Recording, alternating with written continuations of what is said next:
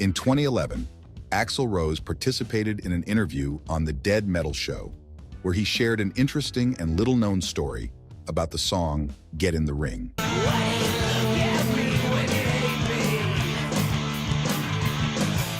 He debunked one of the widely spread pieces of information about this song, showing that it wasn't true. If you're a Guns N' Roses fan and like to stay up to date with everything happening in the band's universe, don't forget to subscribe to the channel and like this video. In this interview, AXL ROSE and DJ Ashba talked about events from the 80s and 90s in Guns N' Roses. AXL mentioned that he was very innocent and naive at the time and didn't understand how the music industry worked very well.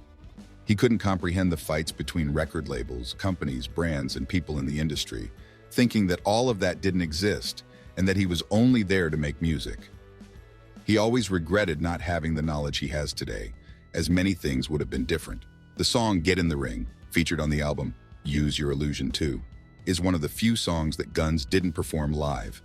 The song is a response to the media, which at the time spread many negative and false things about the band. The most striking part of the song is when AXL starts naming magazines and people, cursing them aggressively, which contributed to the bad boy image he had. However, few know that in the interview, AXL revealed that he didn't know that the record label Geffen Records had problems with other record labels and people, and that the idea of mentioning those people in the song came from the record label itself. He thought they were doing it just because it would be cool, but later found out that it was a marketing strategy to attack the label's enemies.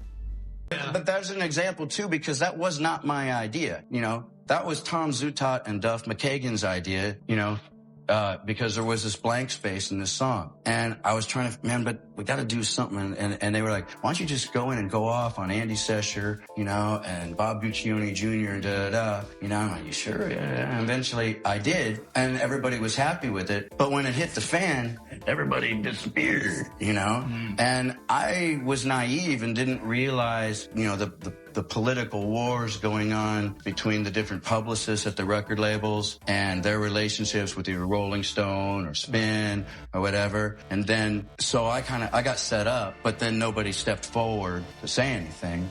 Right. What do you think about this? Did you already know this story told by AXL ROSE?